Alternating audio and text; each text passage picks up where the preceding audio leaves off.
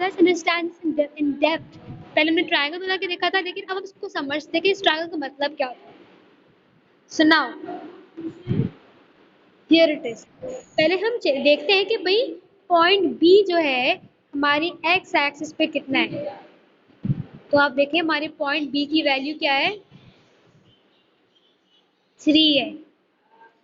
सबको पता है कि जब एक जगह पे वो जो लोग जमा हो जाते हैं तो वैल्यू किसकी होती है, वैल्यू सिर्फ उस बंदे की होती है जिसकी एज ज्यादा होती है, जिससे ज्यादा पढ़ा लिखा होता है। तो हमारे यहाँ पे किसकी वैल्यू है, पॉइंट ए की वैल्यू, बी की वैल्यू है। यहाँ पे बड़ा कौन है, ए या बी? बी बड़ा है, सही। तो सबसे पहले हम क्या करेंगे, जब भी मुझे राइज कैलकुलेट करना होगा,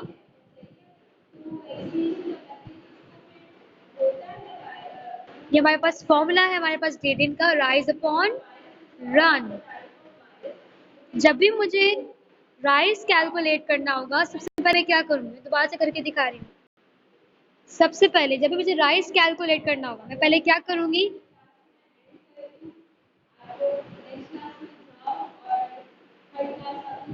पहले मैं अपने पास बड़ा वाला पॉइंट ले लूंगी। हमें पता है कि पॉइंट ए और बी में से सबसे बड़ा पॉइंट कौन सा है, पॉइंट बी है, सही। इसको मैं हल्का सा शेड भी कर देती हूँ, पॉइंट बी है ना सबसे बड़ा है, ठीक है। अब राइज कैसे कैलकुलेट करेंगे, राइज का मतलब क्या है, वर्टिकल चेंज। वर्टिकल चेंज का मतलब क्या है कि वाई एक्सिस पे कितना चेंज आ रहा है। तो सबसे पहले मैं क्या करूंगी, पहले अपने मैं पॉइंट बी को देखूंगी, पॉइंट बी वाई एक्सिस पे कहाँ है, वहां पे पहले मार्क कर लें, सही। फिर जब बड़े फारिग हो जाएंगे, फिर किसकी बारी आती है, छोटों की बारी आती है। फिर किसकी बारी आ गई, पॉइंट ए की बारी आ गई। फिर हम चेक करेंगे कि यहाँ पे ए की वैल्यू क्या है वाई एक्सिस पे, सही। अभी मैं बात कर रही हूँ राइज की। जब भी मुझे राइज कैलकुलेट करना हो तो हम क्या करते हैं, हम वर्टिकल चेंज पता लगाते हैं, यानी कितना चेंज हो रहा है ऊपर की तरफ, वर्टिकल की तरफ, सही। पहले मैंने क्या किया, पहले मैंने पॉइंट बी को देखा, पहले मैंने चेक किया कि पॉइंट बी की क्या वैल्यू, पॉइंट बी की वैल्यू है 7। फिर किसकी बारी आई, फिर छोटों की बारी आई, क्या लिखा मैंने, पॉइंट ए को देखा, दैट इज 3। तो सबसे पहले मैं यहाँ पे क्या लिखूंगी, राइज क्या है हमारे पास 7, आपने 7 लिखा। फिर आपने माइनस किया किसके साथ, पॉइंट ए की वैल्यू क्या हमारे पास वाई एक्सिस पे 3 है, डिवाइड कर लिया, सही। नेक्स्ट अब हमें क्या करना है, अब हमें क्या इसको देखना है, रन कैलकुलेट करना है। रन किसका चेंज होता है, रन होता है हमारे पास हॉरिजॉन्टल चेंज को बोलते हैं रन। अब हम चेक करने वाले हैं किसको, we are going to check the run part here.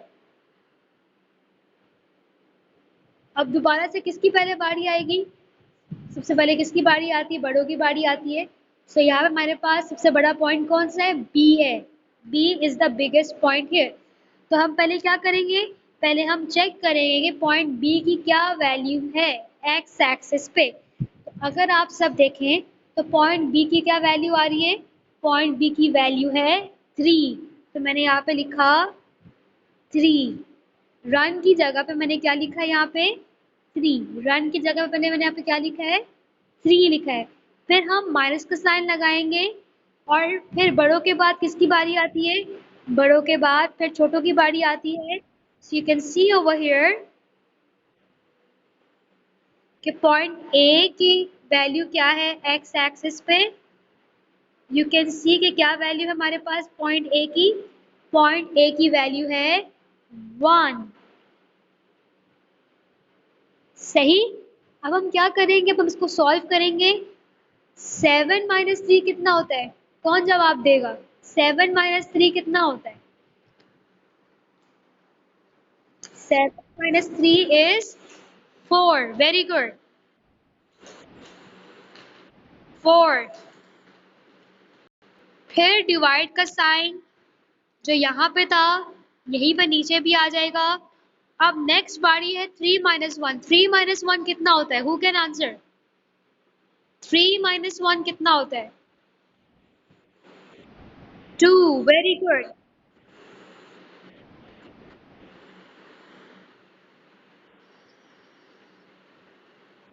Now 4 और 2 क्या आपस में कट हो सकते हैं? क्या 4 और 2 एक टेबल में आते हैं? बिल्कुल आते हैं। किस टेबल में आते हैं ये? Table of 2।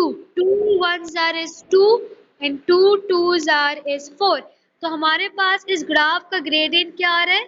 हमारे पास इस ग्राफ का ग्रेडियंट क्या आया है? 2 आया है। समझ में आई सबको? अच्छा, अब सब यहाँ पे देखिए राइस क्या था यहाँ पे। अब मैं आपको यहाँ पे ट्राइंगल बना के दिखा रही हूँ जो मैंने आपको पहले बनाकर दिखाया था। सही, तो लेट्स सपोज कि ये हमारे पास जो है अहमद खड़े हुए और ये हमारे पास जो है ना वो खड़े हुए हैं। कौन खड़ा हुआ है?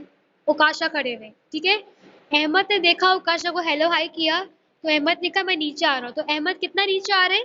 अहमद इतना नीचे आ रहे हैं। जब अहमद बिल्कुल पहुंच गए उकाशा के सामने तो उकाशा ने कहा यार वहीं पे रुक जा, मैं आगे आ जाता हूँ। तो यहाँ तक मैं आपको लाइन ड्रॉ करके दिखा देती हूँ कहाँ तक अहमद नीचे आए। अहमद जो है यहाँ तक नीचे आए हैं। ठीक है, जब अहमद बिल्कुल उसके सामने आ गए तो उकाशा ने कहा यार रुक जाओ, इतना तो मैं चल सकता हूँ ना। तो उकाशा कितना चले? इतना चले। तो ये देखिए हमारे पास क्या बन गया है? एक ट्रायंगल बन गया। अब मैं आपको दिखा रही हूँ इस ट्रायंगल से। अगर आपको आसान लगे ट्रायंगल के थ्रू तो आप ट्रायंगल के थ्रू भी सॉल्व कर सकते हैं, लेकिन अगर आपको ट्रायंगल आसान नहीं लगता है तो आप दूसरे तरीके से भी काम कर सकते हैं। अब यही काम इस ट्रायंगल के थ्रू भी कर सकते हैं। कैसे? आप सब मेन स्ट्रीम में मुझे स्पॉटलाइट को देखेंगे। आप यहाँ देखें, पॉइंट बी यहाँ पे था ना। आप ये पॉइंट चेक करें, हमारे पास y पे क्या वैल्यू आ रही है? y पे वैल्यू आ रही है 7। अब आप ये किनारा चेक करें, ये जो बिल्कुल कॉर्नर आ रहा है, यहाँ पे क्या वैल्यू आ रही है? 3। तो अगर मैं चाहूँ तो ये मेरी वर्टिकल लाइन है ना, मैंने पहले 7 लिखा और फिर मैंने इसको माइनस कर दिया किसके साथ? 3 के साथ। ये हमारे पास काम हो गया इस रेड वाली लाइन से। अब नीचे की तरफ आए, ब्लू लाइन की तरफ आए। सबसे पहले बारी किसकी आती है? बड़ों की आती है। तो जो लाइन जो बिल्कुल टच कर रही है बड़ी वाली साइड, उसमें पहले आएंगे। इस किनारे पे सब खड़े होके देखें, यहाँ पे क्या वैल्यू आ रही है एक्स पे? यहाँ पे हमारे पास वैल्यू आ रही है 3। तो यहाँ मैंने पहले क्या लिखा? 3 लिखा। फिर आप आगे बढ़े, बिल्कुल पॉइंट ए पे आ जाए। पॉइंट ए पे क्या वैल्यू आ रही थी? 1। माइनस करें 1 के साथ। तो आप इस ट्राइंगल से शॉर्टकट भी लगा सकते हैं। तो जिसको जो आसान लगता है वो कर सकता है। या तो आप ट्राइंगल ड्रॉ करें या आप ट्राइंगल ना ड्रॉ करें, लेकिन आप सबके आंसर्स बिल्कुल सेम होंगे। सबको आज की क्लास में ग्रेडियंट कैलकुलेट करना आ गया?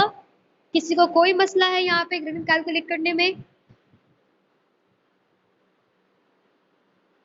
Any issue in calculating the gradient?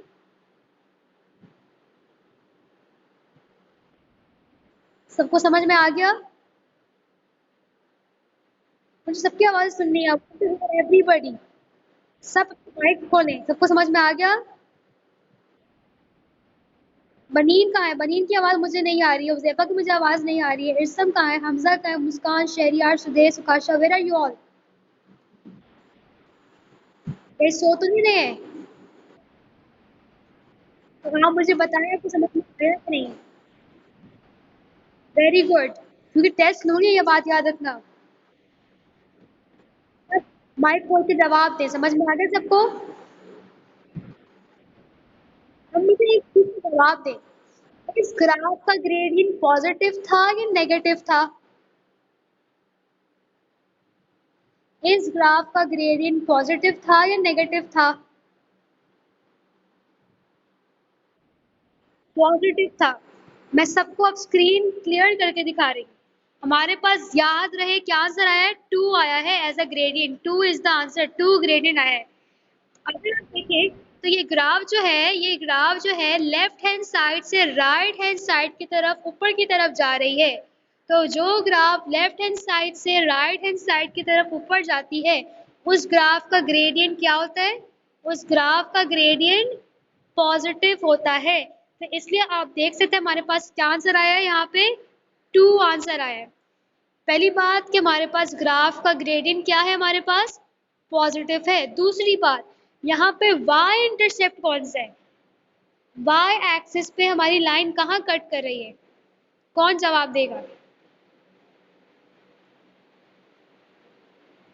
या तो कोई स्क्रीन पे मार्क करते वाई एक्सिस पे मेरी ग्राफ कहाँ कट कर रही है, यहाँ पे वाई इंटरसेप्ट कहाँ है। सबको मैंने बताया था ना कि हमारे पास y is equal to m x plus c है, m हमारे पास ग्रेडियंट है और c क्या हमारे पास y इंटरसेप्ट। अगर सब देखें तो यहाँ पे ये वो पॉइंट है जहाँ पे हमारी ग्राफ पे हमारी y एक्सिस पे ये ग्राफ क्रॉस कर रही है।